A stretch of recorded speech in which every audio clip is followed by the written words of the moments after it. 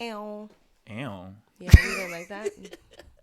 You didn't like the ow. Hello, everybody. Welcome back to another episode of the Versatility Podcast. Mm-hmm. I'm your host, Juelz.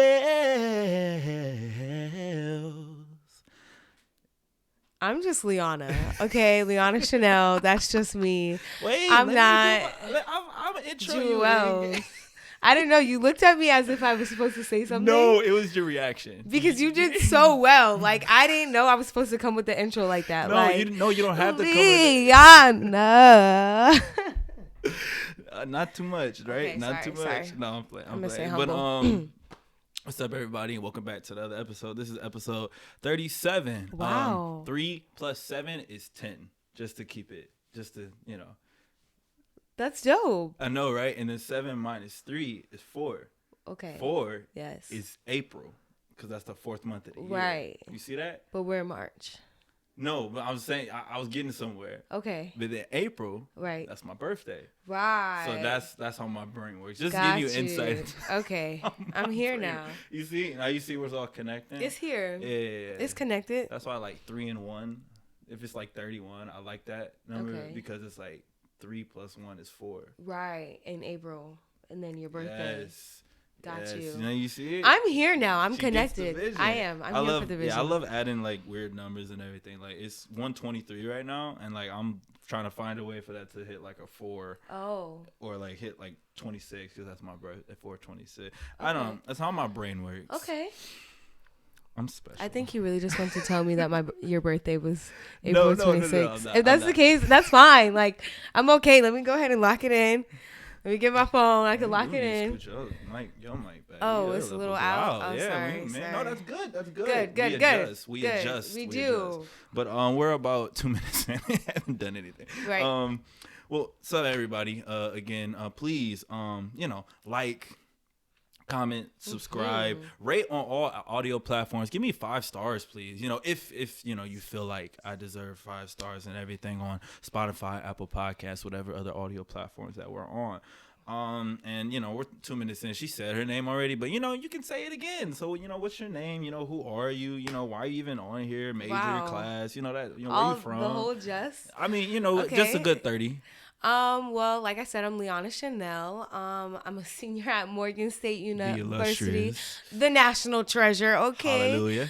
I'm a chemistry major. I love cosmetics. I love God. I'm just living for Him, living my life like it's golden. So hallelujah. Come on. Salvation And glory. Okay, soprano. Man, Honor and power. I've been promoted to my soprano at my church, and I like it, but I don't like it. Like, it's a lot. I told y'all I have range, and y'all ran with it. I don't like that. Now But the here church I am. will use you. They will. Church will I will be a use servant for the Lord always. You gotta always. set your boundaries sometimes, okay? Be like, I can't do it this Sunday. Oh no, if it's too high, I'd be like, go ahead and get me down to that alto. Y'all in the third heavens, and I'm not there yet. Okay. No, for real though. But today in this podcast, we're gonna talk a little bit of everything. A little bit of Women's History Month about this new Jesus ad that's been showing up recently. We're also gonna talk about the organization that Liana started. It's a Christian organization. Not gonna say the name yet. Talk a little bit about I look at my notes. A little bit about false prophets, finding your own purpose, and a little bit about something that happened at NCAT a while ago. And you might know what I'm talking about, but you might not because you're not on social media like that. I'm so, not. I'll be which fasting. is something we can also talk about. So, Yes. Without further ado, let's get into it. Yes. So, as you all know, today is March 16th, right? Yes. It's Women's History Month, so clap it up, clap it up, clap it up. Woo, woo. So for those of you who don't know, it's essentially it's about Women's History Month. It's very similar to other months that we have around the year to celebrate certain specific groups of people. In this case, a whole gender. So basically, it first started by the National Women's History Project, locally in Santa Rosa, California. Hey, California. Woo-hoo, Cali girl. Is it Cucamonga, right? That's where Rancho you're from? Cucamonga. I'm Rancho putting my place on a map. Yeah, I'm putting Milwaukee on the map to this day. I was just saying, like, we all putting our stuff on the map on the East Coast. I'm just saying, when I say my city, everybody gets to sing Rancho. Nobody does that. I promise you, I can tell you 3 people that do that right now. 3 out of. That's 3 people that didn't know Rancho. Let's stay on topic. Okay. Women's Project. Yeah, the Women's Project, locally in Santa Rosa, California, in 1978. That's dope. But it was just for a week to coincide with National Women's Day, which is on March 8th, which that passed already. In 1980, they nationally got a week through, I think it was President Kennedy. He signed off on it. And then in 1987, they nationally got the whole month, and it's been like that ever since. So just in general, what are your thoughts on, women's history of being a woman and everything, Thanks. Yeah. Women's History Month, I think it's great. I think it's an awesome opportunity to just educate people. And even just myself, I feel like I learn more about like women every day. And especially during Women's History Month, just that emphasis on like who we are, what we're doing, what we, bring to the table. Although we always see like a lot of women empowerment, I think during this month, I get more educated than empowered.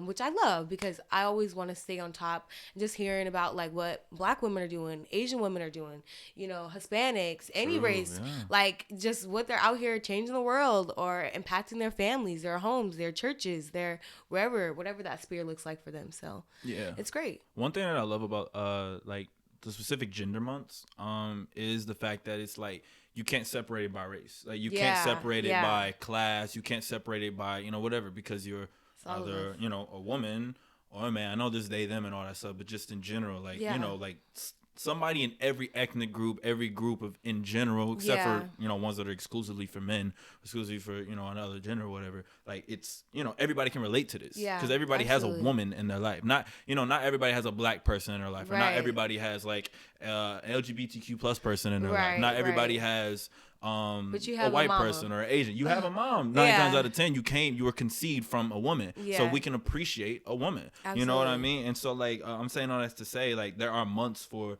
LGBTQ plus in June. That's Pride Month. You got Black History Month in February, which just passed. You have Men's Empowerment Month in November. A lot of people don't know that Men's Empowerment Month is a thing. And then like there's just all these more designated months that for these celebrations of these groups of people with genders and groups and things of that nature. So my question just in general is like, how important is it, or like do you feel it is to have these months to specifically celebrate and or honor specific groups of people? I think these months are important. I think because ultimately everybody wants to be seen. What I mean? Everybody wants to be seen. Everybody wants to know that their voice and what they bring to the table has value. And so I think that's a great way that, America kind of does that, or just in general, like how we do that is having those months of just like appreciation and making people more cognizant. I know something that we joked about in Black History Month is like when we said a Black joke that was maybe a little on the risk, we like not in Black History Month, but like in actuality it made it more cognizant. You know what I mean? Like, okay, we're supposed to be appreciating somebody or acknowledging something that happened before us. And I think that's what happens with these months. It makes us cognizant. It makes us aware of what's going on and how we can be intentional about our actions. Yeah, it was always funny because I saw like people sending TikToks and like sending like Instagram always got TikTok stuff on their platform. Instagram be stealing everybody's stuff. Hello, they just trying to get their money. I'm not mad at it. Get their bread. But it's like I saw like they was like oh you wearing a chain? It was like your ancestors would they be whatever. So like it was like they say, what is that? And it was like, oh, it's a chain. And then the ancestor looks at them back like like really? Right. Like really? I fought all that time to not be in a chain. You wearing it willingly? Exactly. That's what I'm saying. So like it was that was funny. It was funny. But like one of the things that like these months, again, like you said, it makes us aware. Yeah. But now can we be aware consistently outside of that month, and that's when we really need to think about these things. Or like everybody's paying attention more to Black people, or like these companies have these campaigns and all this stuff happening. Now you got the woman campaigns one more time. If I see one more Kunta Cloth, Juneteenth is coming back. I'm just saying, it's gonna get real ratchet again. But like like all these different things to accentuate. That's a good word. just everything that's happening and like all the times we were underappreciated. Yeah. So now we appreciate people more. It's like with Mother's Day specifically. Yeah. Like, oh, Mom, I'm gonna give you everything on Mother's Day. What about the rest of the year? Yeah.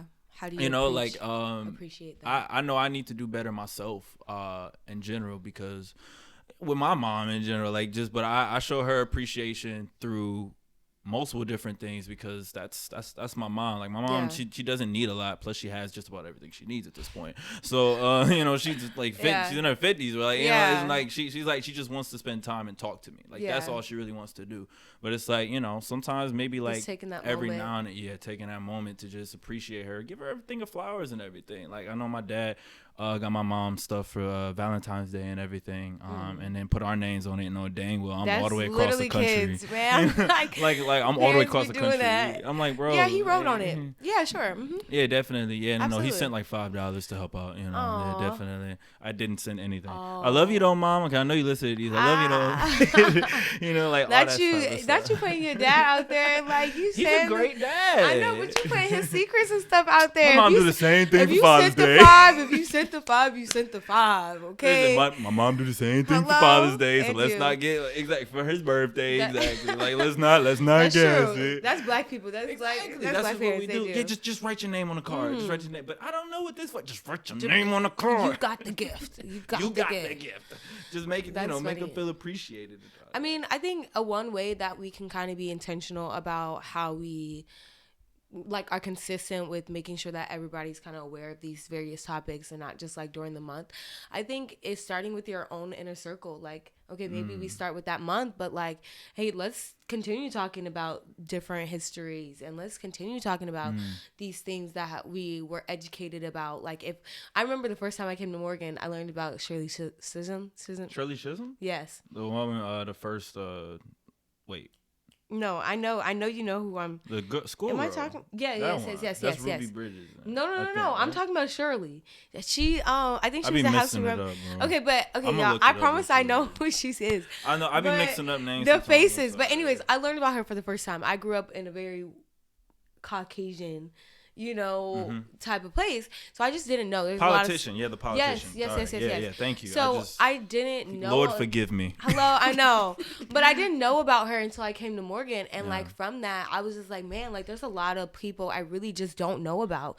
And it like challenged me like, okay, I want to continue to learn and I want to continue to be a student of people, because how can we like say we know people or recognize people or respect people if we don't understand them? Yeah, one of the things that I love that the NBA has been doing during Women's History Month is they've been like showing the different women in leadership at like the different games. So like, as they were doing recaps, I said like Coach Carter. I'm dead. She's great. She's so beautiful. But like for the NBA, there's at least some prominent woman in leadership. So whether that's a team president you didn't know about, like an admin, like like an admin or a coach or something like that. So then they're showing like those women that are in leadership positions. Wow. They would show like, oh, this woman's history day or whatever. So let's show like usually they show the team. So they showed the team logo. And they also showed a prominent woman, and then at the same time, and then also it was on NBA on TNT, and then they also showed all the women at the studio that work at NBA TNT. At the end of that specific episode, they showed everybody like there and everything. Like everybody, like all the women, gave them flowers, and Shaq was, Shaq being mwah with everybody and all that. He's such a showman. He is. So like I really appreciate that type of stuff because it's that matters. And, it does. You are appreciated. Thank you. You are appreciated. You are too, brother. Thank you. Thank you. You wanna? No, it was like just a. Okay. No. Perfect. You get a fist bump now. Thank you. We gotta rate the ship. Very I said ship. I just want to make sure. I heard that he said ship. I can validate that. But any last thoughts about just the months in general and all that stuff? I think just continue to stay educated, continue to want to learn, and open your mind to different perspectives because you may like learn something or stumble upon something that you just didn't know. And so don't be boxed in. Don't be boxed in. And schools, I'm gonna need y'all to teach everybody's history. Come on. Everybody's. I know with the whole Alabama thing. I don't know if you heard about the governor banning like Black history from schools and saying that it's not important. You know, it's so interesting that, you know, you're banning black stuff, you're banning LGBTQ plus people history as well. You're banning. I mean, we probably don't even learn about Asian American history. We don't. You know, we rarely learn about the true Native American history. About true white people's history of literally taking everybody. Oregon Trail. Like let's not do that. Let's talk about all the bodies that you battered and all that type of stuff as well. How you literally why do you think they're called Native Americans? Did you think about that? Native. What does native mean? Meaning like those are the people who originally lived there. Native Americans. Do not call them Indians. They are Native Americans, meaning they are the native people of this real land. Americans. So they are the real Americans. Exactly. They're real Americans. Real Americans. So like, let's be for real, as you would say. Let's be for real. Be for real. Let's teach everybody's history within moderation, of course, and all that stuff. You know, for different ages. But respect. All that stuff. But like, come on now. Don't whitewash it. If they're a number here, if they are people that pay their taxes and they represent somebody in this country, they should be represented in their history and their culture and who they are. Amen to that. Amen to that. Stop using that whiteout. Oh. All right. Stop using the whiteout. You know Yikes. what I mean? You know what I'm talking about? I get you. Spray blood on that. I know. Oh, okay. But, they don't like that type of gospel. They don't like that type of gospel. They don't like that one. So, moving on though, and this is technically news today. By the way, everybody. So have you ever heard of the HeGetsUs Jesus Ads? No. When you first said it in the intro, I was like, "Oh my gosh, what is that?" But I don't really be on the media. I know. I have to be in the media. Yeah, you do. I don't have to. Thank God. But you do that science. I be fast. Cosmetic stuff. You know, it's fine. Everybody has their different walk. They do. And I love that this is your mountain. Exactly, and I'm climbing. Come on, hey, don't get me started now. But basically, the HeGetsUs Jesus Ads, they have been producing ads on mainstream TV broadcasts, spreading the love and name of Jesus, not the religion. Absolutely. Like strictly his love. I even I mess with it heavily, but one thing that I did, they have a chat box. Oh. And so I asked them an existential question about convictions and stuff. Cause this is last week when we was talking about convictions a lot. Right. And they was like, "Oh yeah, we don't really talk about that. Yada yada." Glad just about love. That. It's just love. They were just talking about love. So I love that though. Peeking my nose and just seeing what it's all about. Well, I heard were those the people that were supposed to have an ad for the Super Bowl, or those were? That's what I'm getting to. Wow. Okay, so the campaign first got hype. It first got hype when it had a commercial during the Super Bowl, but it played a lot before then during multiple nationally televised sporting events in 2022. So I watch a lot of basketball, right? And I watch football as well, but mainly a lot of basketball. So what did the ad look like? So the ad was they use yellow colors, and it's a more darkish gray type of background. And so I'll get it because I'm about to get into it. So they have a total of it's a $100 million media campaign that started in 2022. That's powerful. Yeah, its ads portrays Jesus as a refugee, an immigrant, a radical, an activist for women's rights, and someone against racial injustice and political corruption. So it's literally doing it in a way to you could say Jesus not just this person who does great things, but he's active. He has a personality to him other than just being the son of God, son of man. But most of its donors are anonymous, but they have links to evangelist churches that have Republican ties, as well as anti-abortion, anti-LGBTQ plus policies, things of that nature. But it also has ties to all sorts of donors. So because again, it's when you don't have an agenda, right, you can have multiple different people donor. Donor. If you just say God's love, exactly. You can have Republicans, Democrats, Independents, anybody. Yeah, it won't matter because people can relate with that. Yeah. And then truly, the company again, it focuses less on political agendas, but more so on the love of Jesus Christ. Gotcha. So then I have this one quote from CNN asks Jason Vanderground, who is the representative for HeGetsUs, which is the name of the campaign. Oh, nice. It asks about it if the campaign supports and affirms LGBTQ plus Christians. So this is what he said, and I quote, The debate over LGBTQ plus issues is a great example of how the real Jesus too often gets lost, overlooked, or distorted in debates over political and social issues, he said. Our focus is on helping people see and consider Jesus as he is shown in the Bible.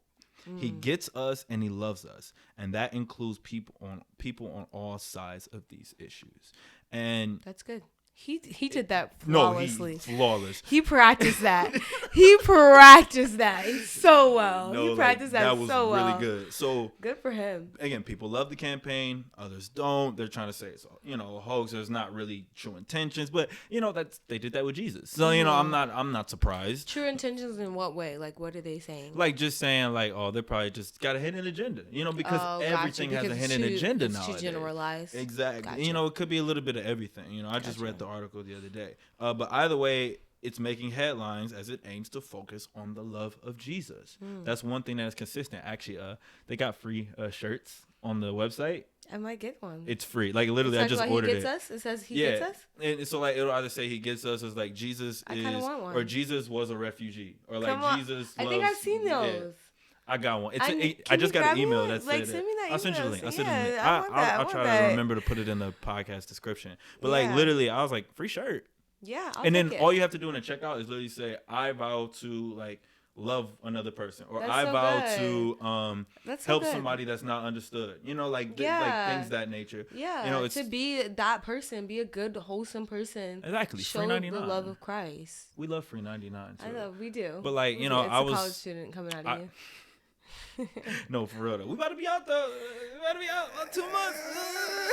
2 months and 4 days. Yeah. Sorry if the anxiety came out. Oh no. You're ready. I look at the days. I'm it's not March ready. 16th. I'm not ready. Nobody said I was gonna be ready, but God gonna make a way. Hey, But I'm saying all that to say, so like, what are your thoughts on the campaign, the message it's sending on a national stage? Because this is on a national stage. Like this is really dope, and that's why like when I first saw it, I remember it was during the Super Bowl. Yeah, we saw it because you was here, and like I looked, and then I remember somebody said it was like, was that a Jesus ad? Come on, we was like, was that ad for Jesus? And I said yes. That's yes, it was. Dope. Yeah. So like, what are you thinking about, especially more as an avid Christian, an devout Christian like yourself? Well, I think it's great. Honestly, of course, I don't know all the details about it, so I can't really give like a full synopsis. But I think at the basic level of, he gets us, he loves you, can have so much impact. I mean, it even says in the Bible that love is the greatest of all things. Like it's everybody hope, and then everybody understands love, and like love changes. It casts out fear. Like it does so much. Like it's patient, it's kind, it's long suffering. Like it has so much quality, and it's like. And everybody really desires to be loved. So if that's the campaign and that's how somebody can literally be interested, I mean, it can be somebody having a bad day and they're watching something and they see that campaign and that may change their life. No, and and so although like we may not know all the intentions about it, if it's reaching somebody, if somebody is willing to pray to God for 1 second because of that ad, or open their Bible, or have a conversation about God, are you real? Are you there? Man, like that's just a seed. I think that's really a seed for somebody to be impacted by Jesus. And what an honor. Like that's literally like, that's great. So I think what they're doing is amazing. And I think it's the greatest form of digital evangelism. And digital evangelism. Yeah. Good word. Right? Good word.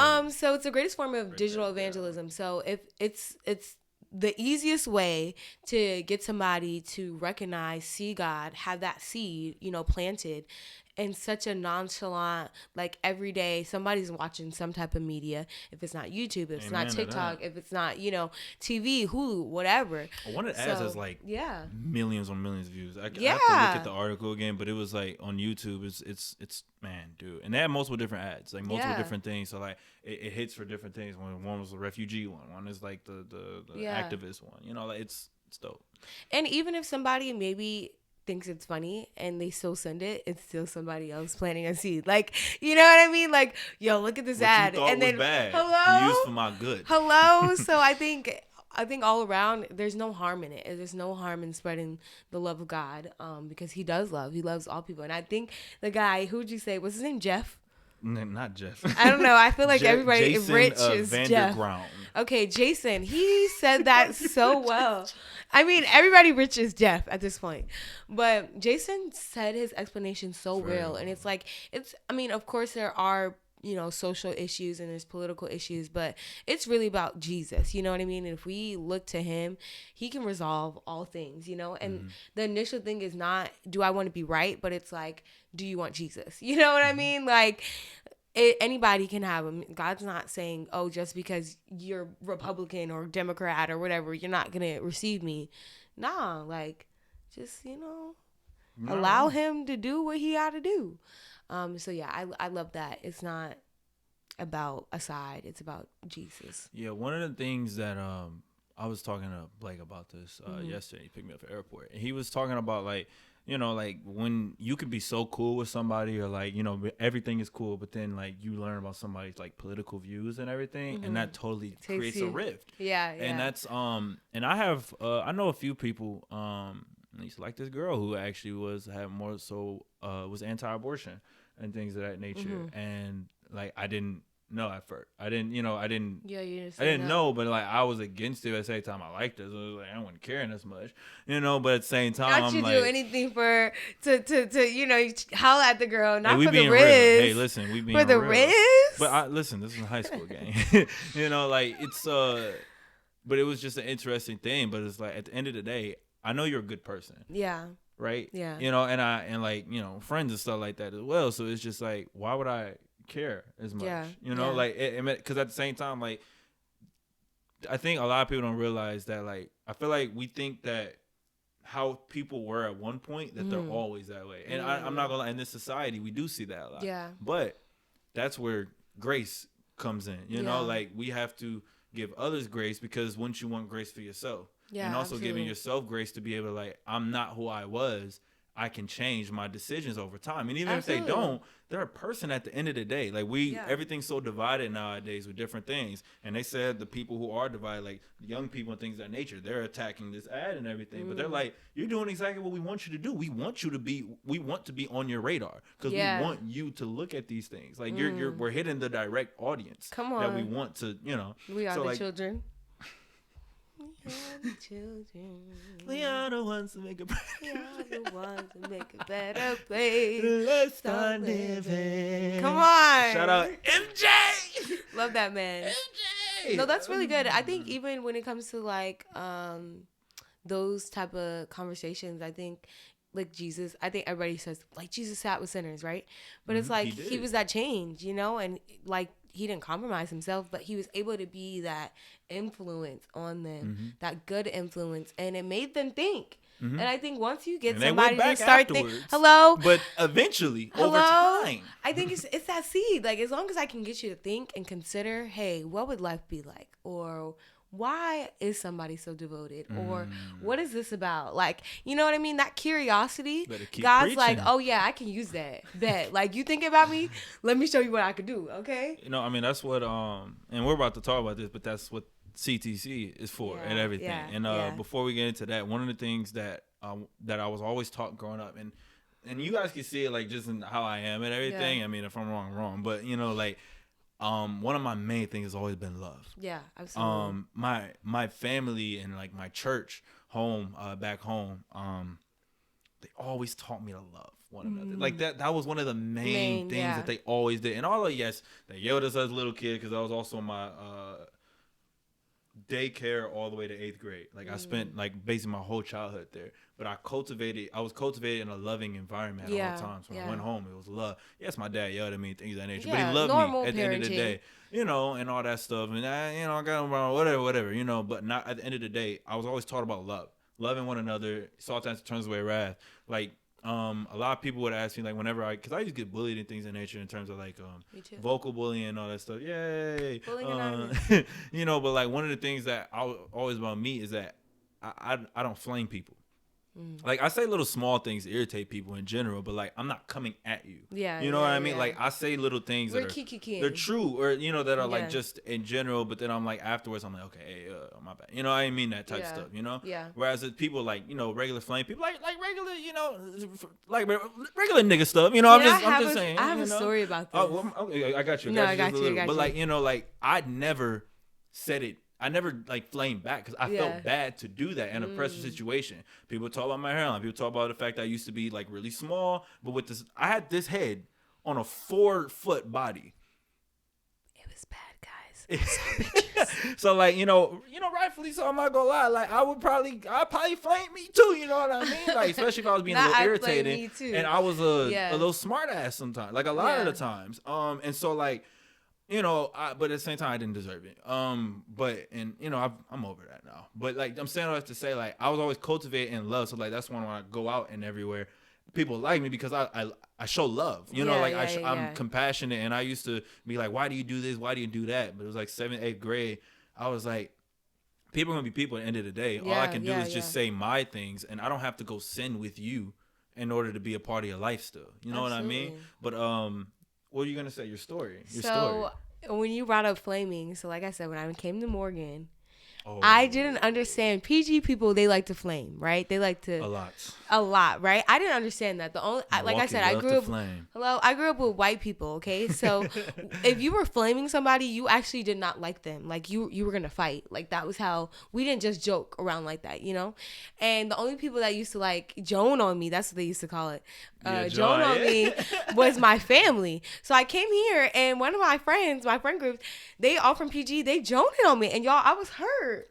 I was literally like, I had a conversation with them. I was like, I don't think we're good friends. Like, you're not being a good friend to me. Like, you talk about, he's like, Lee, like, I'm actually playing. Like, I didn't know that you were actually hurt. Like, he was hurting my feelings because I didn't know. Like, to me, I thought, you don't like me, bro. Like, you just sitting in my face talking about me. Like, that's crazy.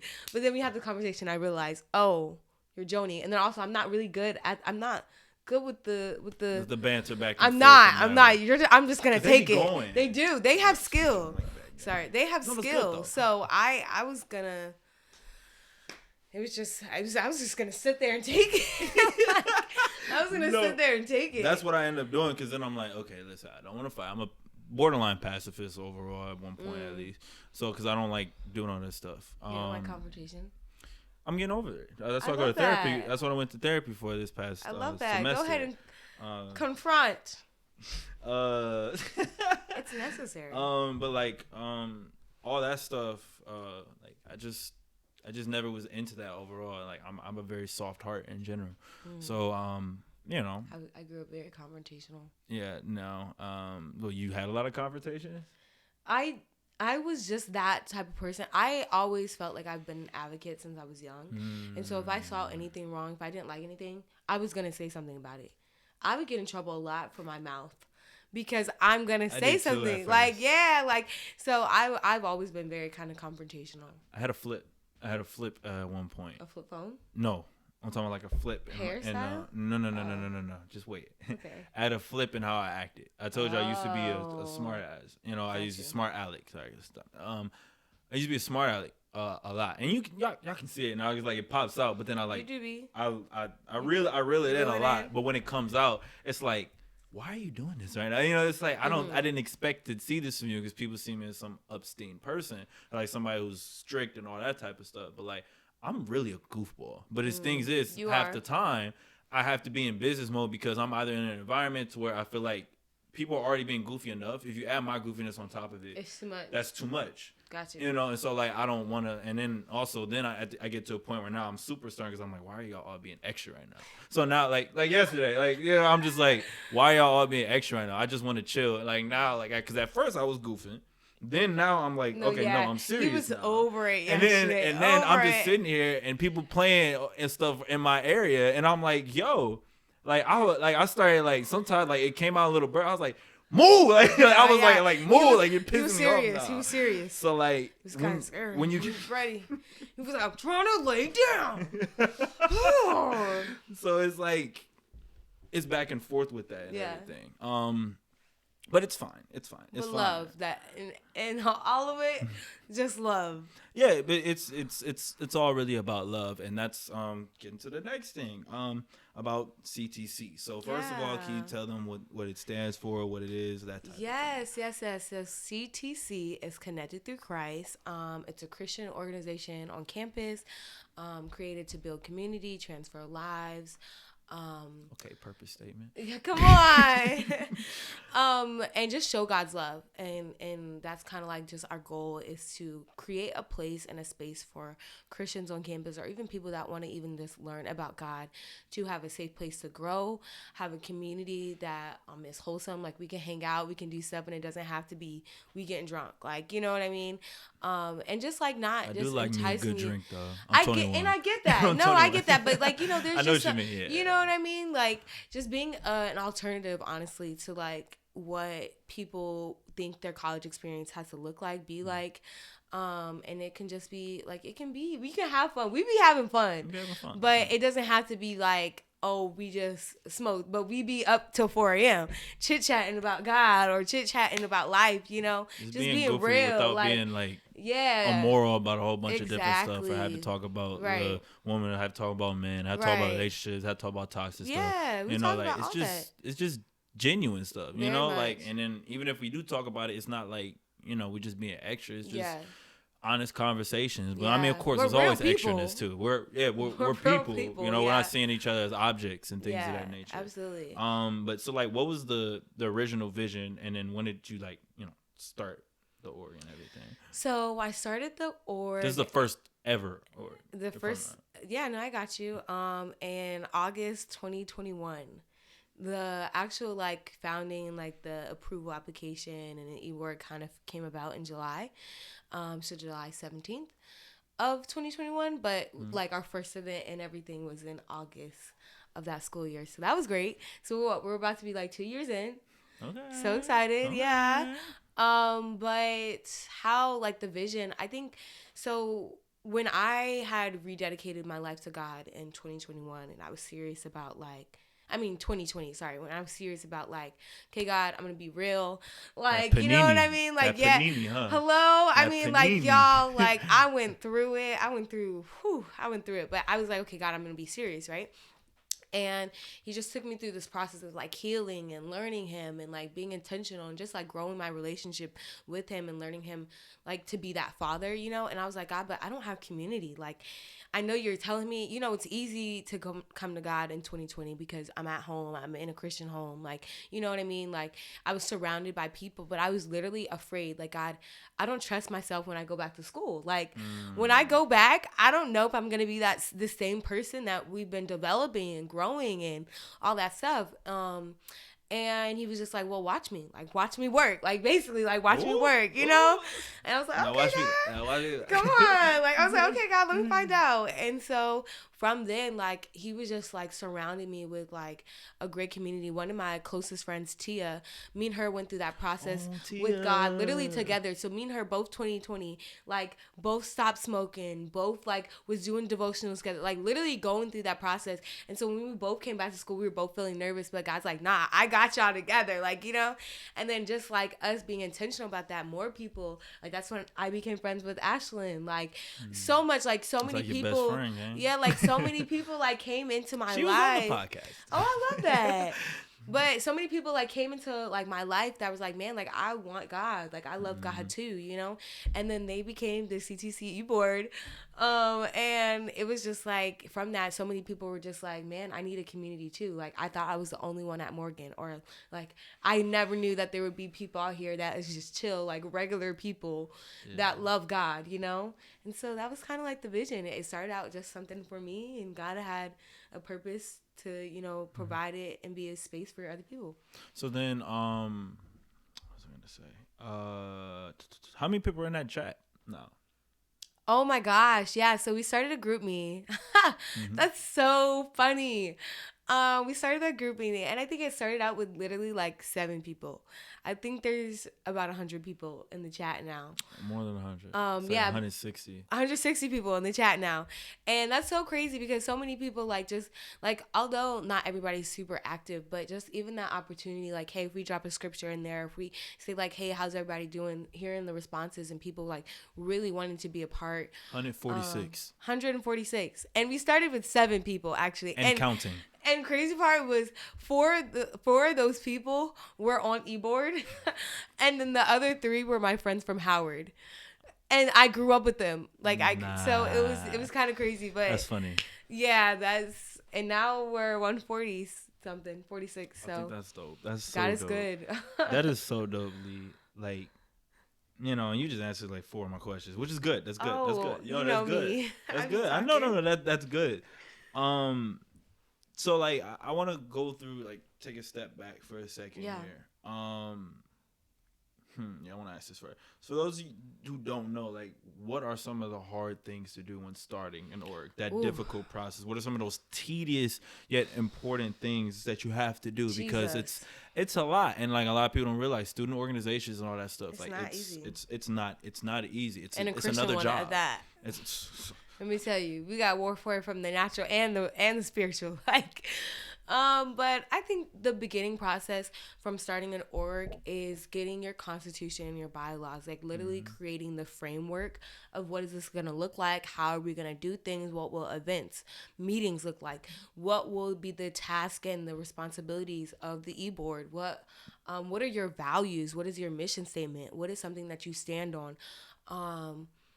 And at least for like this Christian org, I think what has added like another component is training, like, because it's not just a regular just org, you know, but it's like this is people that want to follow Christ, you know what I mean? So you have to, like, we do trainings on humility, we do trainings on hearing God's voice, we do trainings on the gifts, like, and that's something that we do with eBoard. We do trainings on what it means to be vulnerable with your team and communicate well, and that was something that we wanted to really implement a part of the team so they can feel prepared, you know what I mean?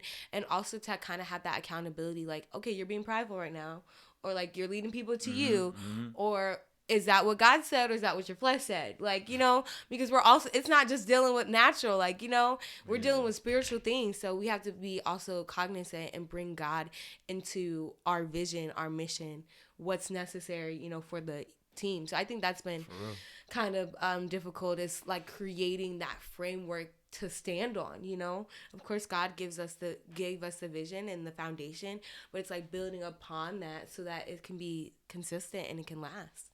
So yeah, that's I preacher. I preacher. I'm just saying that'd be the struggle, you know. But I'm very grateful for just the leadership that God has allowed me to even glean upon, and just, you know, have those people like pour into my life and help me along this process. I am extremely appreciative for the community. We love you too, Ju. Like I really am, but I want to go back even further. So you said you rededicated your life. Yeah. You know, so like, what was your life like back home in general, and then leading up to your rededication and everything? Well, I grew up in a very Christian home. I'm glad I'm nobody's PK, because the call in y'all lives is different, you know.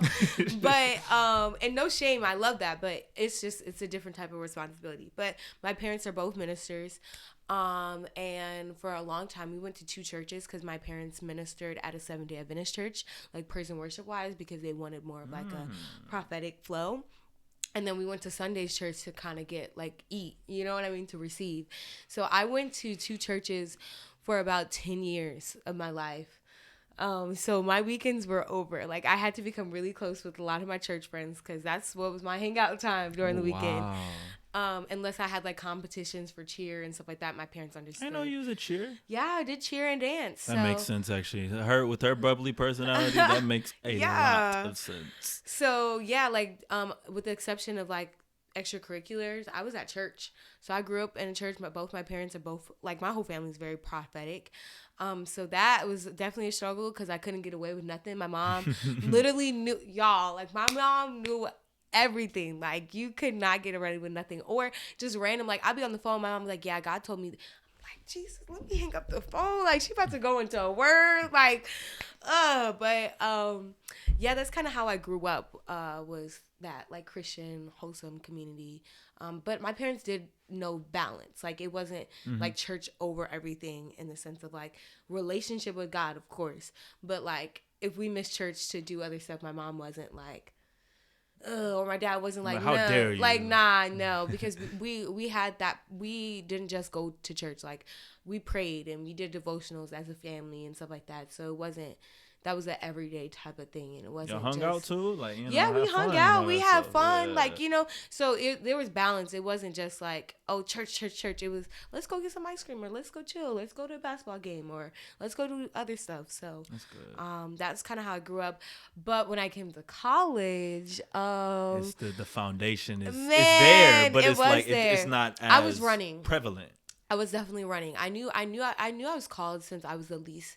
I knew I was called by the time I was 13. I knew I was called. 9 for me. Wow, I love that. I mean, I think let me 8. I became 8. Let me not say I accepted the call, but I was cognizant that I was called. Everybody had been telling me when I was growing up. Ain't but, man of that. They be like, you gonna be a really good preacher, pastor. Like, yeah, like they were telling me, but I had known it when I was 13. And so I just ran. Like, I think even during high school, like, of course I did some leadership stuff, but I wasn't really, like, I wasn't ready to accept that, you know? No, that's understandable. And because I also thought, like, my relationship with God had to look how it looked for my parents. Not saying that their relationship was bad. Emphasis on that. But I was like, I don't want that. Like, not to be, like, that's no shade. Yeah, like, I just didn't think that my relationship had to look like that, you know?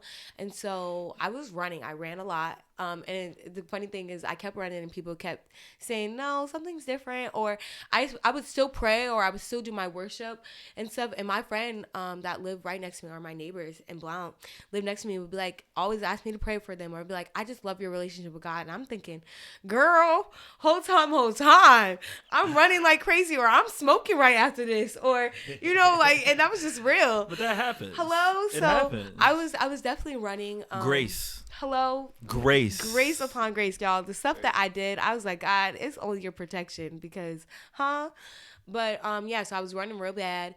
And it wasn't until I got in a breakup with my ex. Me and him had been dating for, like, about 2.5 years. Before Morgan? Yeah, before Morgan. Oh, okay. So that breakup, it was hard, y'all. It was real rough. It was real rough. And also, I was just not happy with my life. I was very depressed. I had gotten COVID. Like, I just felt like all my relationships or everything, gang? Man, I was out. Oh, I know. But everything, like, that I She here, though. Yeah. Come on. But the every relationship that I had or anything, like, was falling apart. Literally, like, my life was falling apart. And I remember right after I like just finished COVID, right? Like, from being sick, and I go outside on the side of my porch at home, like, at like 2 a.m, and I go smoke, right? And I'm praying to God while I'm smoking. I'm like praying to God, I'm smoking, and I'm like, God, like, this is ghetto. Like, I was like, I don't want to live this life. Like, I'm boohoo crying. Like, God, like, I don't want to. Yeah, I'm like, I don't want to live this life. Like, this is ghetto. Like, you know. And I was like, and I'm like, God, if you're serious about me, I'll be serious about you. Not, he was always serious about me, but I wasn't serious. But you know, it's fine. You have to talk that out. I do. If you just say, if I'm serious about you, then I can do it. No, you have to, like, say it, even though you know it. Yeah. You have to specifically say that to him, like, if you're serious about me, I'm gonna be serious. I'll be serious about you. Like, I just need you to affirm me right now. Yes, like, you know? So I was like, I need you to change my life, and he was like, and how he told me how he was gonna prove it to me was he was gonna take my desire to want to smoke. And literally after that moment, I never wanted to smoke, like, ever again. And my desire to want to smoke, nothing. Like, and I tried it, and I got so sick. Like, I literally got sick, and I had never experienced that when I smoked weed. And so I was like, oh God, you were serious. Like, I was like, oh, okay, you said it. I'm sorry. You testing him. Yeah, like, literally. So he was really serious. And the test is crazy. I did. And I was like, oh. Jesus, that was terrible. So, but yeah, after that, I was serious about God, and he took me on this journey of like healing from my past hurt and healing from relationships and just trauma and not the relationships. No. I mean, man, like let's be real, and so much, and so like I'm so grateful for that like moment of like he had to literally crush me so that I could see him and like go back to him and like crush me, like you know, that's good. Everything that I thought that I was literally putting above God, like all these idols, my relationship, my my school, and everything, like he had to bring those down so that I could acknowledge him for him being him. Like it's a new foundation. Yeah, because you have the foundation. Oh, I just got one. Okay, come so on, what you got a word in your belly. It's in the belly. So, come on. The foundation that your parents set for you is not the same foundation for yourself. Yeah, you have to make that choice. That's two different foundations. I just recently got baptized for a second time, right? And the foundation that my parents set for me led to the new foundation that I have to set for myself. Yeah. Because their relationship, like you were saying before, you wanted your own. I did. But you didn't want it to look like theirs. Yeah. Now, it's an example. You're going to take different things from it subconsciously and consciously.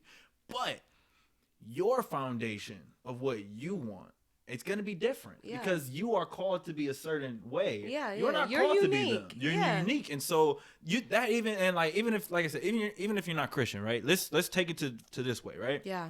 The way that you live once you leave your parents' house is similar or can be similar to how your parents raise you and everything. Like I buy similar groceries that my parents got when I'm younger. Because that's and a everything. pattern. Because it's a pattern and it's something that I like. But as I continue to explore new different things, I'm slowly substituting those things out for things that I personally like because I had to figure it out for myself. Or I couldn't eat certain things in the household because my mom was like, we're not buying that snack. Yeah, but now you can have that snack. Come on. But then if I see why you didn't want me to buy this snack. No, I'm not going to buy that snack, and I'll find another alternative that works to me because the way her alternative is not my alternative. Yeah. So as I continue to grow and matriculate in life, I'm going to do different things that suit me best.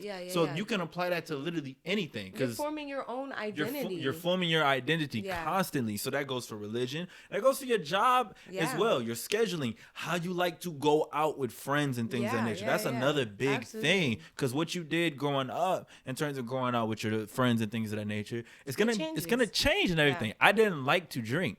Like, I genuinely, like, I was like, because every time I saw drinking, because my family did it and things of that nature, like, but it was like every now and then my dad pours, I don't know, bourbon or something, or get a beer, or wine or something like that. And I rarely saw it at that, right? And I never saw it at family cookouts, things of that nature either, because everybody was just very upstanding in general, right? I never saw any weird, my stepdad's family, they're Jamaican. They was drinking. Oh, okay, that makes sense. Cookouts, they was up.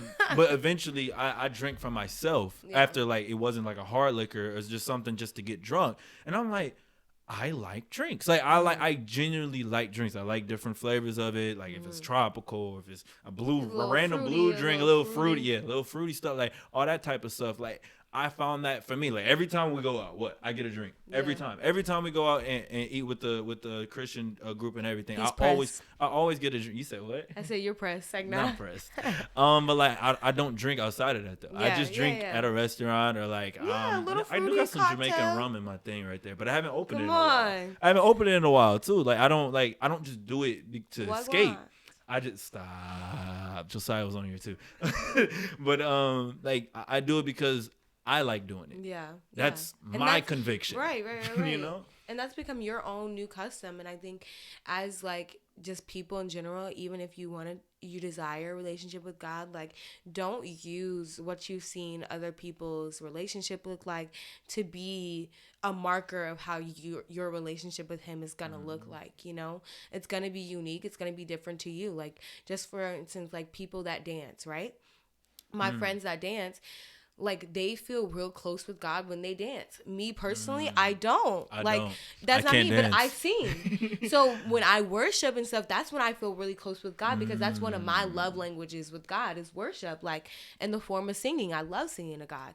You know, but for some other people, it's art. Like people that draw and paint and stuff like that. So it's gonna be unique. What's the scripture? To yourself. Preachers preach, or teachers teach. You know that one. Yeah. Evangelists evangelize. Like that scripture in Romans. It's in Romans. I know it's in Romans because I love Romans. He does. I talk about Romans all the time. You do, and I love that. Because it's how you're supposed to be a Christian, it's and how do you go into that and salvation. And man, he's preaching.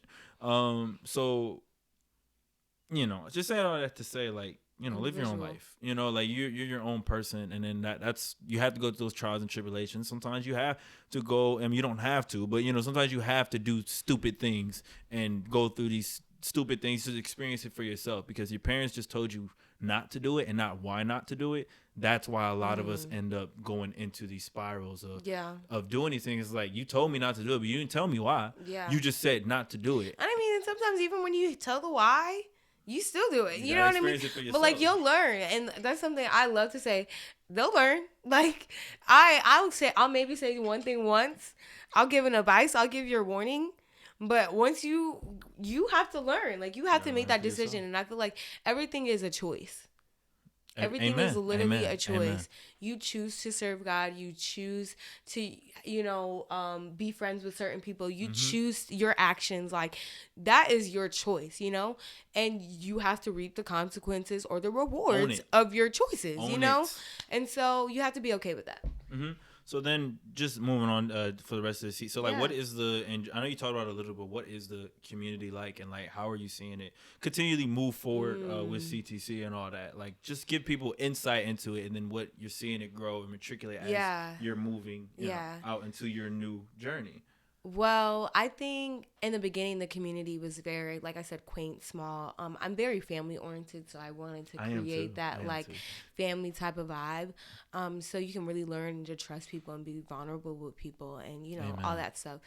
And I think we've done that. Like, I think we do that, and family bicker sometimes. Like, we do be beefing at that wedding, but I think that's just normal and that's human. But something that I love that we do is that, like, we don't allow the situation to separate us, but we allow God to come in. You know what I mean? We say, okay, hey, we're in our flesh right now, so let's invite Holy Spirit into this moment. Let's talk about it. Let's bring, Spirit, what I mean? Like, bring peace, bring joy, like all that stuff.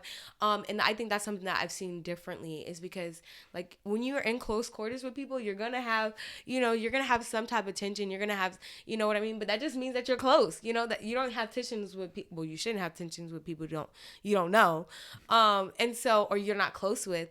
So I think just seeing everybody grow in that and mature, I think that's a big thing. Like, every community or every year, every semester, I've seen people grow, and that's the ultimate goal. Is like, you shouldn't stay the same in this community. You shouldn't. You should be challenged in your faith. You should be challenged in your character. You should be challenged in the way that you love or view people or have different perspectives, so that you can grow. And so that's, I think, as I leave too, I think leaving that idea of just keeping it family, bringing Jesus in, and allowing people to grow is the type of community that we should continue to foster. So, And one thing I want to add as well is that, like, we're not perfect. Even like when I first joined, like, I heard some people was like, I don't know, some people are a little bit judgy, or like some people are a little bit yada yada yada. But at the same time, I'm like, we have the community and we're all growing. Like, a lot of us new to Christ, new to Christ. So, like, like, we get to a certain point to where, and we've seen it with different people in general, of like, I'm a Christian now, you shouldn't be doing that, you shouldn't do that. That's self-righteous. And it happens. It happens, like, because especially for I've always seen it with people who are new to their walk. Zealous without knowledge. They're like, because you have to think about it in this way. Do unto others as you want them to do to you. When you are in your sin, wouldn't you want people, you be more receptive to talk to people if they came at you with, again, love. Come on. So, like, let's talk about that, because that's how you get people to listen. Yeah. People, they won't talk about religion, but they talk about Jesus, because Jesus is somebody everybody can say he ain't do nothing wrong. He ain't do nothing wrong. Not never. Like, I mean, not never. So, not like, my Jesus. Yeah, not my Jesus. And, like, it's the thing of, when you come at people with that love and everything, they're way more receptive to talk to you. Yeah. But even if they end up blowing up, they can't be mad at you. you came at them with love. So eventually you planted that seed. Now we talked about seeds earlier, and now that seed ends up coming back around. Absolutely. And that goes for literally anything. Even because again, I know not everybody who's watching this is Christian. Absolutely. So like even when somebody pisses you off or anything like that, you come at them with love, you know, but you can be assertive with love, you know. Absolutely. And then there are different levels to how you can what's the word? There are different levels for how you can communicate with people based off of what your relationship is, or how you know that they can handle certain different things. Yeah. So like, you know, again, we're just saying all that to say we're not perfect. Absolutely. But like we're all learning how to be more receptive of different people, how to talk to different people who are maybe overdoing it or maybe underdoing it. And like, cause we're 20s. We're in our 20s. Yeah, we're still like learning. late teens and early 20s. Yeah. What did you think? Like, did you really think we knew everything? Yeah. And then like, even like when we're outside of just preaching and talking, also people are still goofy. Again, we're in our 20s and everything. Yeah. So like, it's a real community. We're normal people. I mean, God has humor. Let me tell you that man. Like he be playing. He be kiki. But I think God also with that, I think being able, like, I'm big on confrontation. I think you can't. Like, I'm heavy on communication. Communicate what you need, communicate what you want, and communicate what you expect. And it's like, when you communicate those things, then I know, okay, you're expecting this type of caliber, and I can now tell you I'm not going to hit that caliber, you know? So I'm going to need grace, or I'm going to need love, or I'm going to, you know? And so I'm really big on confronting those things so that we can grow as a community, so we can understand each other, because that's what the enemy loves to do, is bring division and bring like all of that, and that comes from miscommunication, misunderstandings, all of that. So you just gotta talk. You gotta talk. So then, just a little bit of insight into, like, you know, what do you want to continue to do as you know, leave and everything, that's even especially question. In you know, your walk and everything, because this is a whole different environment. Like, I know myself, like, I'm thinking about is what, like, whenever I think about where I'm going next, I'm like, okay, so what's my church, or like what's my I'm thinking that what's my new community and everything, because I don't want to fall back into you know what I've already you know been in. You know, I want to keep growing, you know, like see, like we here today. Yeah, we are. And you know, so what does that look like for you right now? Well, I've been praying and fasting like crazy, as far as like community, as far as like, okay, God, bring the people. I mean, he brought them to Morgan, so I don't question that he'll bring them wherever he's sending me. He did it before. Come on, he will do it again. He'll do it again. Sing God right now. Come on, sing God back then. Sing God back then. Let me that was actually tough. I'll be beatboxing. But so I'm going to Jersey. I'm going to Rutgers University. Are you? That's what they say. Rah rah rah. I think that is cute. That's their yeah. But of course I'm gonna still go into the cosmetics. But my vision and my plan is to continue to plant other Christian orgs and like other CTCs at other campuses, and creating more communities around the GMV or the dope. US. Because it's a need, and I want to help train and equip other young people, because I think a lot of people, why they don't go to church or why they don't do stuff, is because they don't really understand the gospel. Nobody has sat down and discipled with them, taught them like, this is who Jesus actually is. And not these are your birthright, and not even sometimes their actions. And this is your birthright. This is your salvation. This is, you know, what you receive from birthright.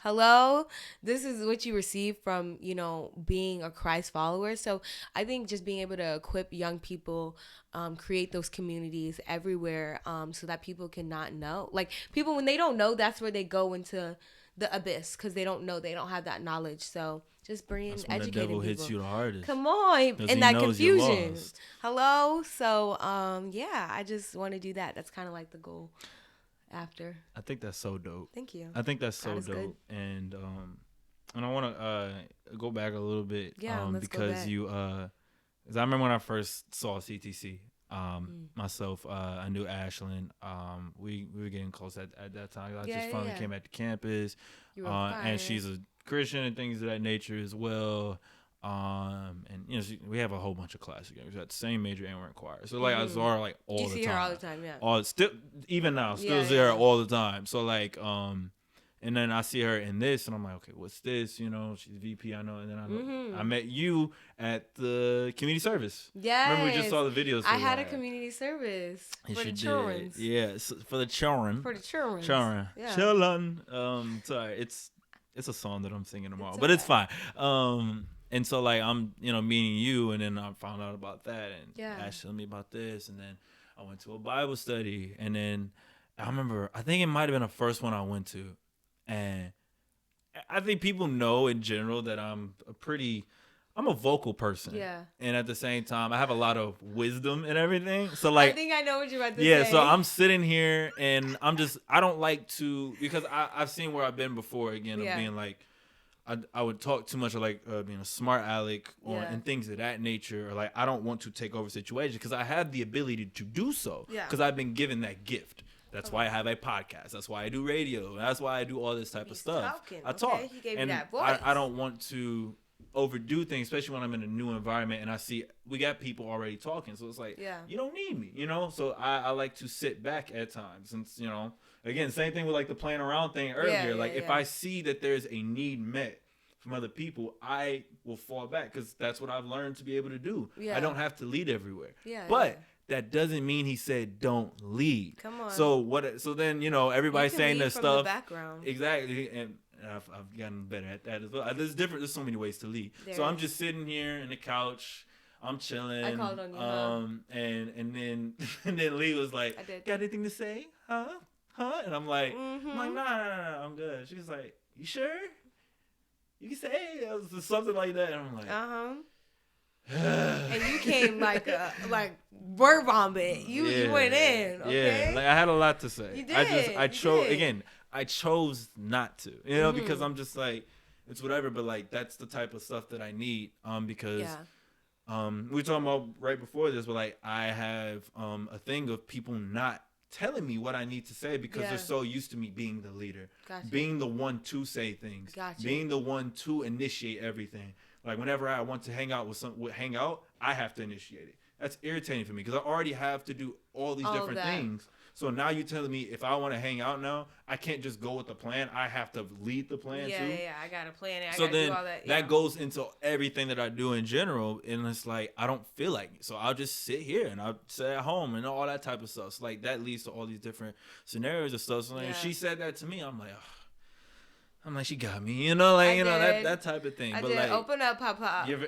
Papa. I'm sorry. I don't care anymore. That's just what you say at this point. But like, I need more people in my life who actually get on me, who actually say things. That's what I've been looking for. Because I was about to say, I'm so sick of being the leader all the time.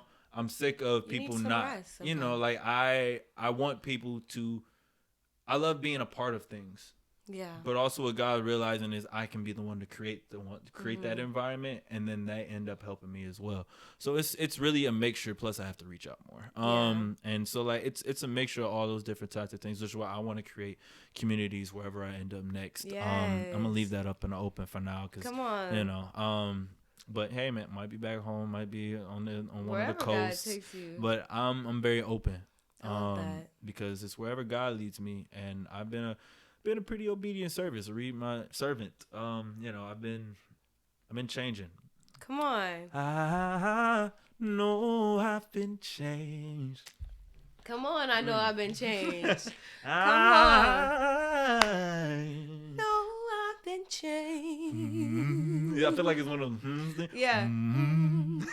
Come on. But that leads me to another thing. Yes. This is one of the last two things we're gonna do. We're at 1 hour and 7 minutes right now. We're making really good time, actually. Wow, God is good. All the time. And all the time. He is good. You see, it's the he don't be telling me when he's about to go on the runs, and I need to get my run game up. Okay.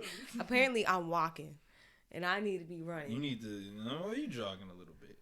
I'll give you a jog. Thank you. But that goes into me is crazy. Do re mi fa. Come on. So that gets me to like finding your purpose, right? And your original design. Come on. Black Voices is a Christian group. It's a young Christian group that goes around. Love them. Not just the East Coast. They started in California. Yes, they did. Everything starts in Cali at this point.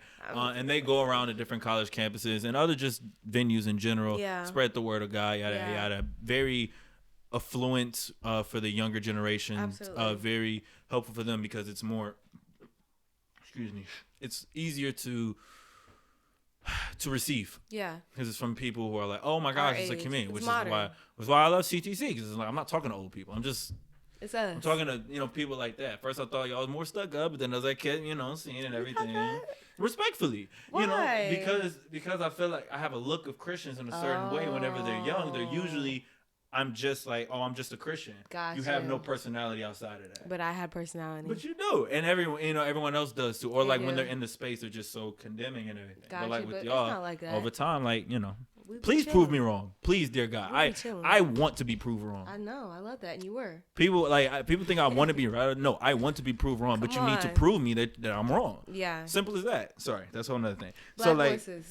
Black voice. So one of the things that they did, we were talking about original design when we separated, went with the girls and with the guys, right? So one of the things that was put on me, we talked about it. They did a voice recording when they did it because they told us to record it. We go listen to it. One of the things he told me specifically was, well, not him, but like really everybody around. I think Blaze said something. I think Kamari might have said something too. Little Kamari.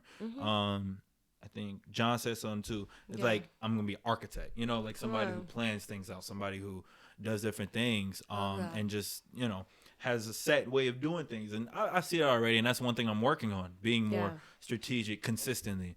And another thing, he was like, God, he's worried about other people and things, but he's worried about me. He is. And that's something that I struggle, because I always try to help other people out, that I'm not focusing on myself enough in certain aspects. I focus on myself, but am I focusing on myself in certain aspects? So I'm saying on that, to say, because it's hard to find your purpose. It's hard to find what you want to do. I know my purpose in life is to connect people to information, to Christ, to new perspectives and everything. Hence why I do a podcast. Hence why when I go on radio, I've realized people like to hear me talk. Yeah. And that's something that I have to get over, because in my brain, I'm like, people don't like me because I've been bullied and things of that nature and all that stuff. Yeah, so you see the enemy put you in a direct opposition of where your purpose is supposed to be. We talked about that last episode. So, I'm saying again, all this to say, I'm saying all this to say that, like, what is your thoughts about people, and purpose, and specifically to start off, what does purpose mean to you? Because it's a very broad thing. It's very, very, very broad.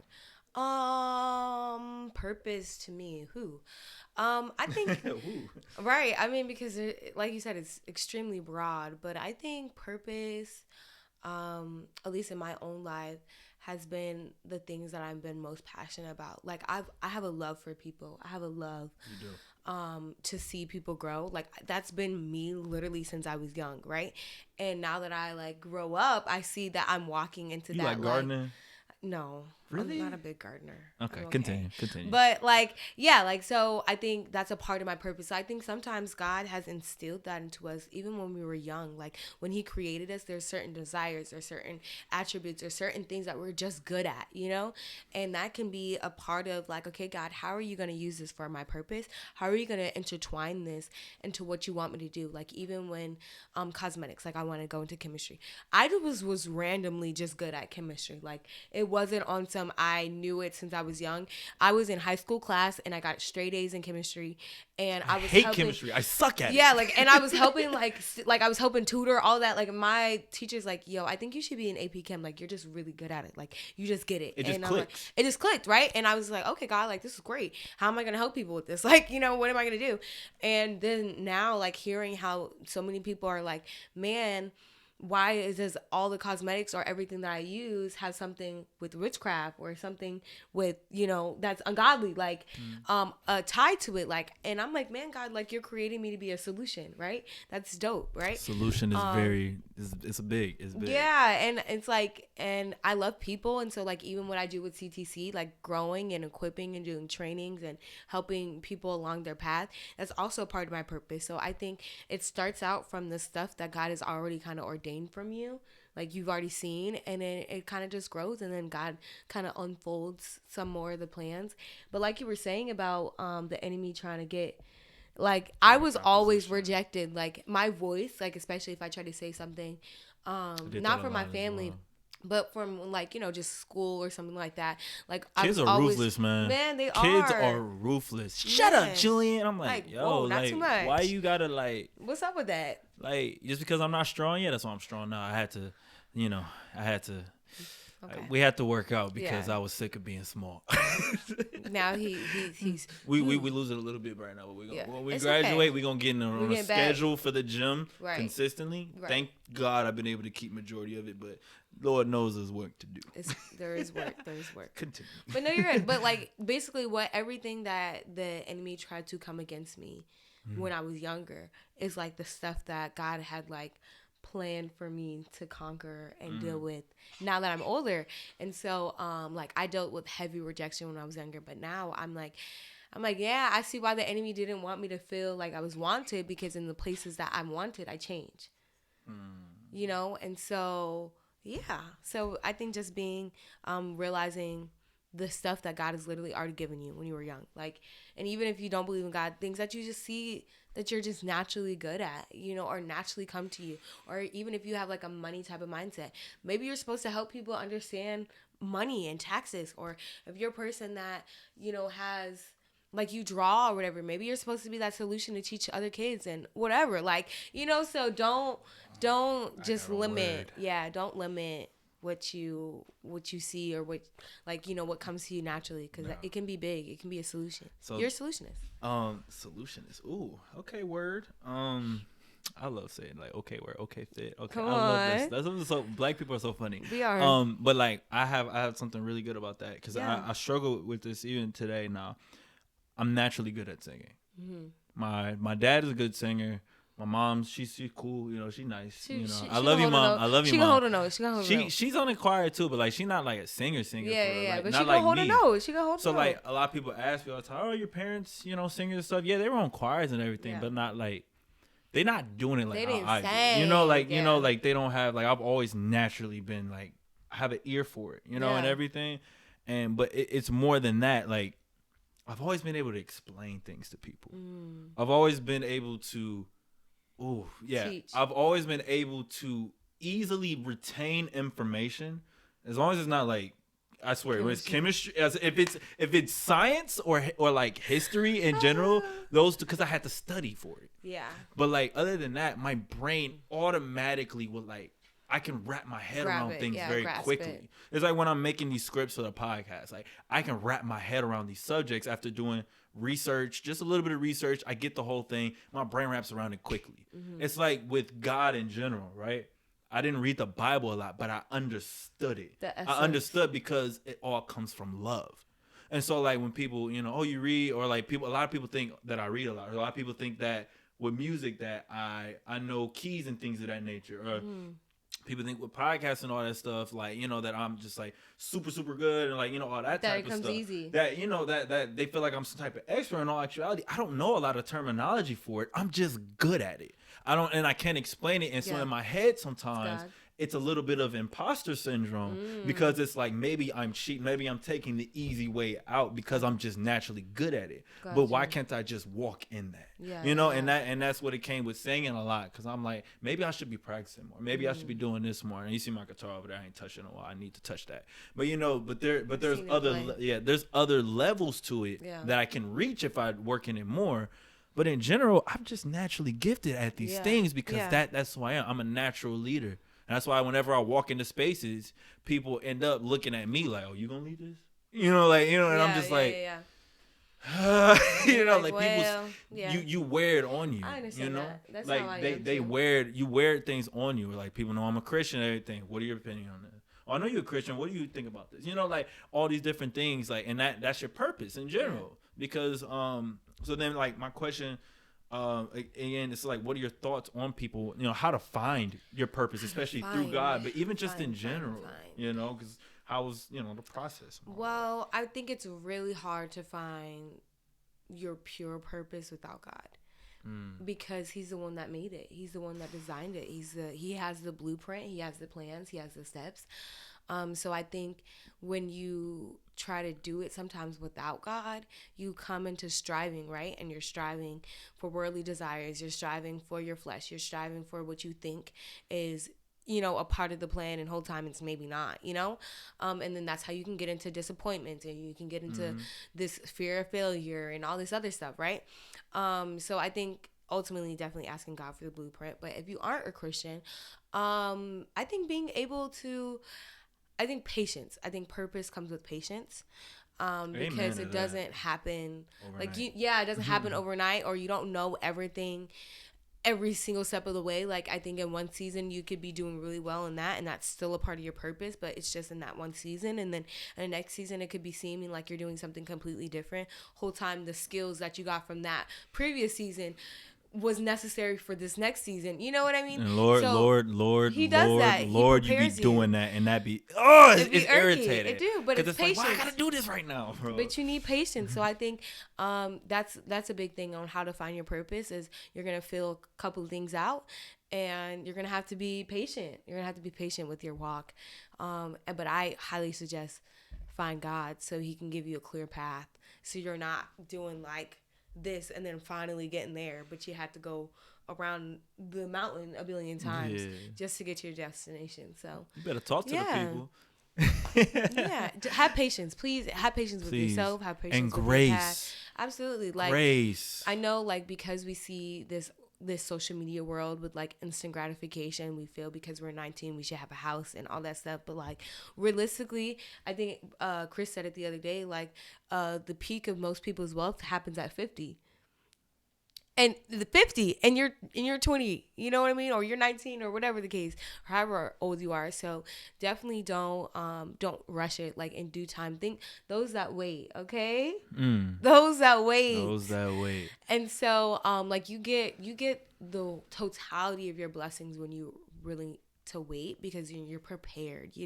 Sometimes when we rush into, I think this is my blessing, or I think this is how I'm gonna make it, then we fail because we didn't go through that season of being prepared, or we have imposter syndrome. So now we feel like, I'm definitely not prepared to be that person, So if you allow God to literally prune you, allow God to prepare you, allow Him to literally mold you, when you do hit that moment, like when you hit that moment, you can't be denied. You'll be that city on that hilltop. Okay, so I see you references and okay. God is good. So because I said all this to say also, like, a lot of people struggle to figure out what theirs is and try to find their purpose.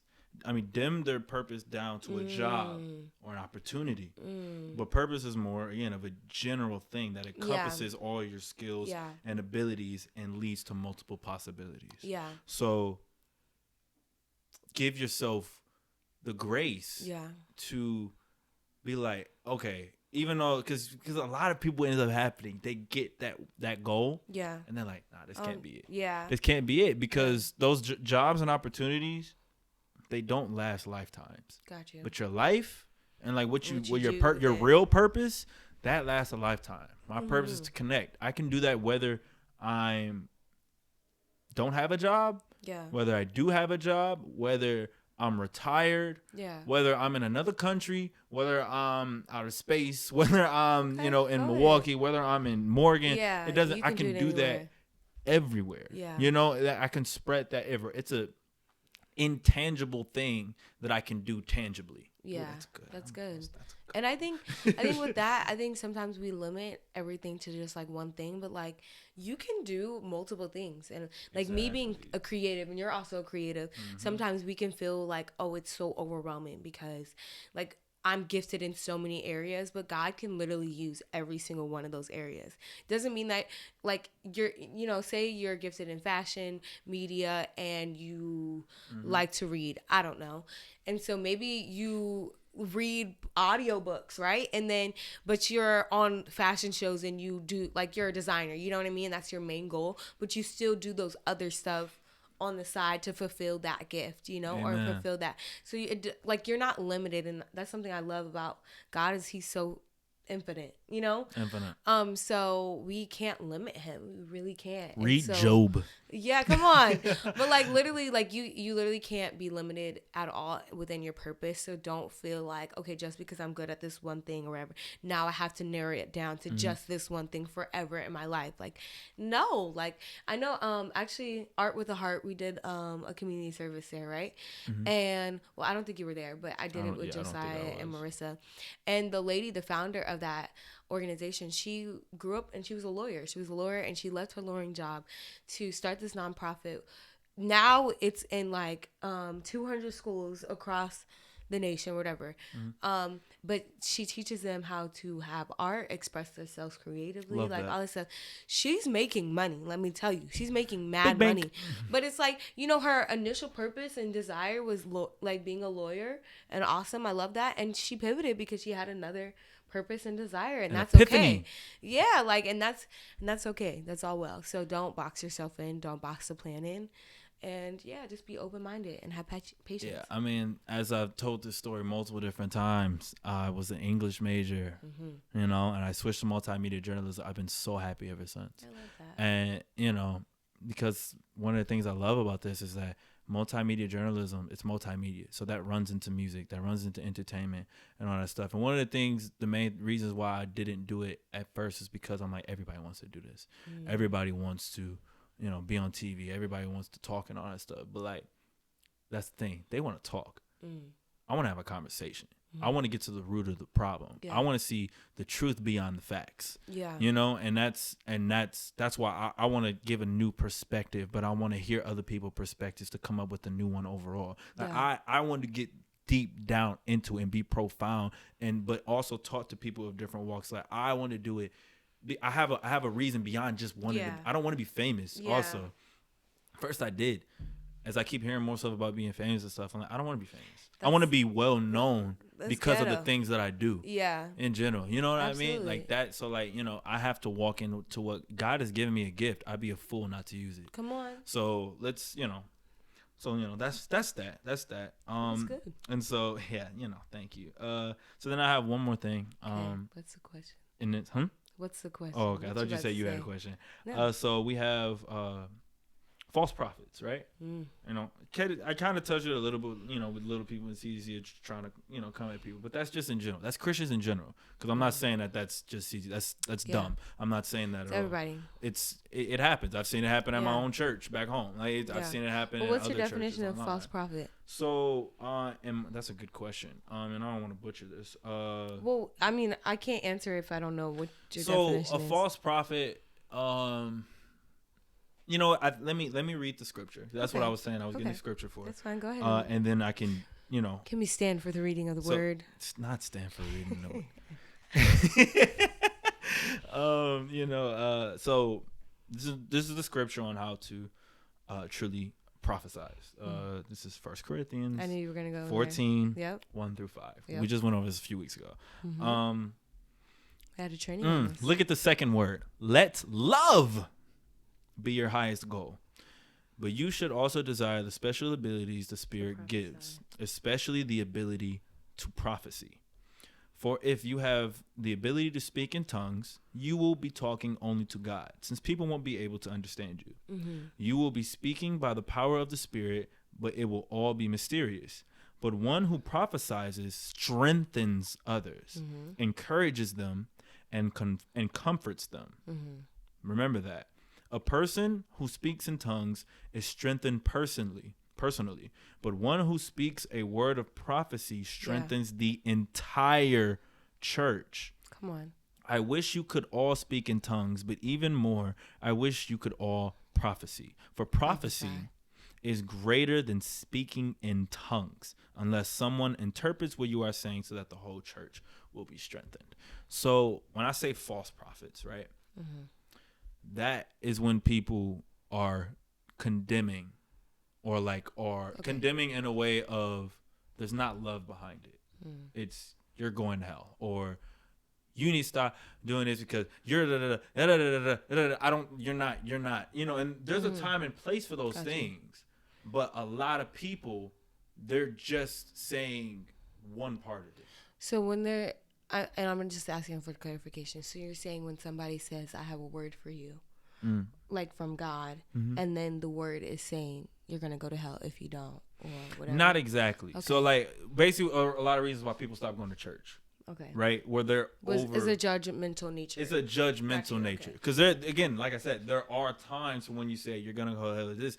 But when you say that, you also should be saying, but here's what you need to do. Or, like, you need to take a look at this. And all that type of stuff. It's not just what you say, it's how you say it. So, what you're referencing is judgment without discipleship. But prophecy specifically is when you're hearing from God and you hear from God what he wants to say about somebody else, that strengthens, comforts, and encourages them, right? So that's just like the entry level of prophecy. Yeah. There's different like levels, like the spirit of prophecy, the gift of prophecy, the office of a prophet. So there's different levels, but we can just reference the false prophecy. False prophecy can look like a few different things. It can be somebody speaking from their flesh. So say that they are hearing from God. Like, God said this, and in actuality, that's what they desire in their flesh to see from a person. So that can be what false prophecy is, because you should be communicating the heart of the Father if you're prophesying, and that should be in some form of strengthening them, encouraging them, and comforting them. So yeah, that's that. As far as the judgmental nature on why people don't or have church hurt or don't come to church, is because you state a sin without discipling someone and having that investment into somebody, right? So even like with me, right, in my e-board, I tell them off bat, you know, I love you so much, right? And I'm gonna be along with the ride with you, right? But if I correct you, I'm making an investment into who you are. Because now that investment, I have to steward what I said. I have to steward the words. I can't be one to say, oh, you should go to hell, and then leave you high and dry. You know, I have to now be that person. Okay, why did I say this? This is how God, views it. Here are scripture. Here are resources. Let's pray. Let's do devotionals. I want to see you grow from that. And so we've seen a lot of in churches of just correcting, or saying the sin, but people don't take the time to disciple. Okay, if you think that person struggles with sexual sin and they're gonna go to hell, you're also not that person saying, hey, like, why do you struggle with sexual sin? What's that root? What caused that? What caused you to feel that way? Do you need deliverance? Do you need prayer? What resources can we offer you? Can we go through this journey with you? Because it's hard to overcome sexual sin. Because then sometimes when you overcome it, you still have that shame and that guilt that tells you don't testify about it. Don't tell anybody, So there's a whole bunch of things that can come in. So I think being intentional about if you are going to say something or if you are going to bring correction or whatever, there's a responsibility now for the person that says it to make an investment into that other person, whether it's in their time, in discipleship, if it's in prayer, it's in love. And that's how you do it in a healthy way, because Jesus also, he corrected. But you know what he did? But he discipled. Yes, he did. He said, okay, you're going the wrong way, but let me show you the right way. Yes. And so I think that's something that we have to do better in the church, is not just point the finger, but say, hey, let's come in and let's do it together. Conversation. Let's and help and discipleship. That's what we need. And then you're able to then get out of your flesh and hear God clearly, so that you can strengthen, encourage, and comfort. I think I did that teacher, pretty well. Lead the teacher. I do like to teach, though. I love that. I want to equip people. Because a lot of people just don't know. Thank you. You are. Keep doing that. God is so good. Yeah, I didn't like that. Okay. Skip past that. So. All right. No. But I'm just saying that. Did that make it clear though? No. Okay, good. That's the general grasp I had of it. I like the deeper a little bit more, especially the terminology. Again, I'm not the greatest on terminology all the time when it comes to different things, but like when you give me that, that just gives me even more context and make sure I'm saying the right things and all that stuff. So like I truly do appreciate that, and that's why I wanted to ask you. because so there was at NCAT, there was a guy, it was a white dude on the campus who went over there on the Bible. And he had the Bible, and he was just like, "You're going to hell." Okay, I didn't see this. Yes. They did this? Yeah. Wow. So basically, but That's the only insane. video that I have is the part of where it was on HBCU Shade Room of they were I know HBCU Shade Room. Cause I'll be on Twitter. Of where they were saying they were on microphones, right? Like the NCAT students, and like, "Get out, you bozo!" Because he was like legitimately like just coming at chastising people, like just doing that. But again, on this video, that we only saw the part where they're on the megaphones and everything.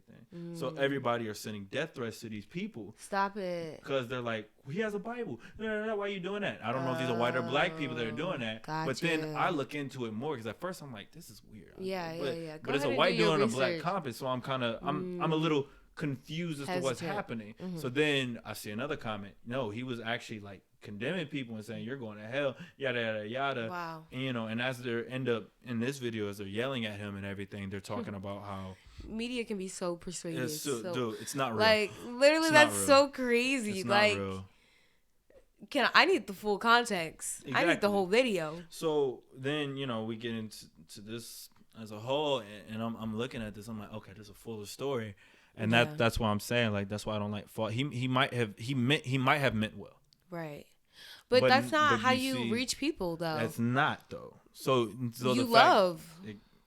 But that's what a lot of people are missing. That's clearly the theme of this podcast right now, of this specific episode. It's love, and a lot of people are not showing that, and they might mean well. Even your parents might mean well a lot of the times, but like sometimes when that love isn't there, that one time. Sometimes it only takes is one time of not showing love for people not to trust it anymore. It's harder to build up love than it is to build hate. Yeah. So there's a scripture that literally says that offended brother or sister is harder to win back than a fortified city. That's Bible. So it's like if we are coming with that harsh word and that harsh perspective, we've not offended them, and now they're harder to win back to Christ, which was our ultimate goal, or should have been your ultimate goal. Now you done messed up somebody's life because you wanted to be right. Mm-hmm. You know what I mean? Wanted to be right. Like we have come in this culture of choosing wanting to be right over wanting to be righteous. And Pride it's like, hello? Thinking got a hold on me. Oh, not me. That's J. Cole. I love J. Cole. He me. Gives me No, but J. Cole, get delivered, pop.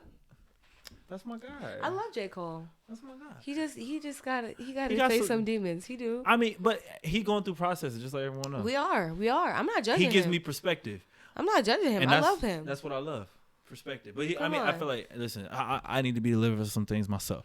So, and that's why I went to my deliverance session. You think I was playing? I was so serious. Hello, I'm trying to get free. Myself. I want to be freed, but I want these people to be free. Even the people back on the NCAT side of now you're yelling back at them. Like you have to be like, even though I'm not gonna lie, in the moment I probably like, yo, like get out of here. Like what you doing? Yada yada. But like still, there's an approach and everything as well. And so, but if he's harassing them, then naturally you're gonna want to harass, right?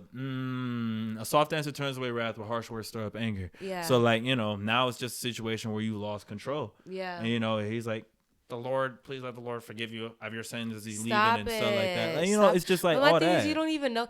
And this is one thing I say. I said this to my friend, and it's gonna sound crazy. I'm gonna say it's gonna sound crazy. Listen. I'm a listener. Okay, thank you. So my friend, I told her, I said when it comes to somebody correcting me or somebody telling me that I sinned or whatever, I'd rather be stabbed than I'd rather be shot. Right? Listen out. So I said because of stabbing, somebody is close to me, we're in relationship. You know what I mean? I'm talking simply proximity. When you get stabbed, you have to be close to that person, right? So I'd rather receive a stabbing from someone that is close to me and loves me than someone who has no responsibility to me and is far away and shoots me. That's good. And so it's like... That's good. So yeah, like I'm like I'd rather like you can't correct someone you don't have relationship with. You don't have because it's not going to be received well. It's just like you shooting them. I hope you get it. I hope you get it. Nah. Not I hope you get it. Like, no, but it's like I rather get it from someone who's close, who loves me, who's near to me, and who's willing to go on that journey with me. Rather than just say, son, you're saying, because that's not going to work. Secular. No comment. we gonna let that. Repent. Yeah, like, so, yeah. Like, bro, like, I don't want to talk to you if you're telling me that. Yeah. Like, I could be the most You don't wrong know ever. me, though. You really don't. You don't know me. You don't know my story. So how can you say that you, like, you don't know? I could have repented yesterday. You really don't know. You have no idea. I have no idea. And in that moment, I messed up. Yeah. Right? And now you're coming at me like this. Now you just put me in a deeper rut. Because now I'm like, not receiving grace. Because I messed up, right?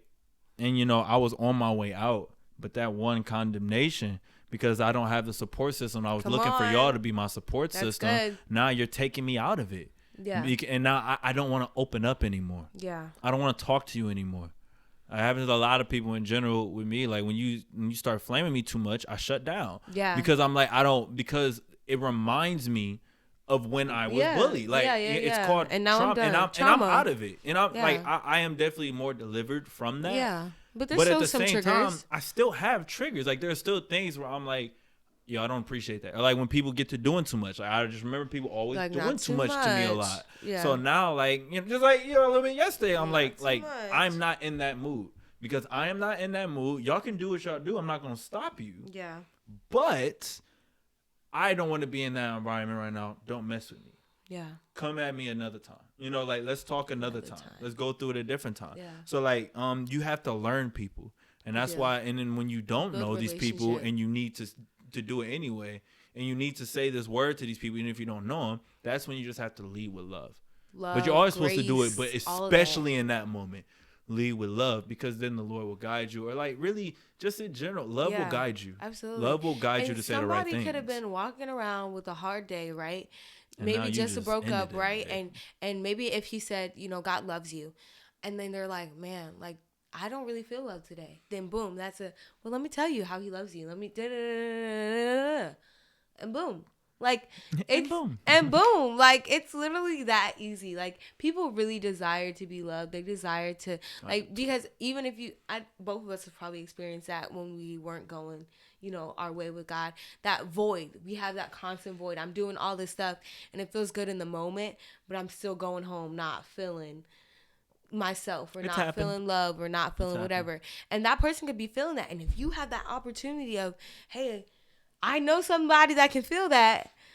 You know what I mean? It's an opportunity for them to, receive Christ. Let the Lord use you. Come on. I'm about to say lose. Let him use you. Like, even when you're tired, sometimes if it's on your heart to say something, again, whether you're a Christian or not, in general, people get feelings to say something. And when you need to say something. Yeah. It's an inexplicable feeling. Now, whether you're Christian or not, I'm going to just say it. It's probably God. But, when you comfort people, and you feel that way, sometimes you just got to say, you have to say what's on your heart.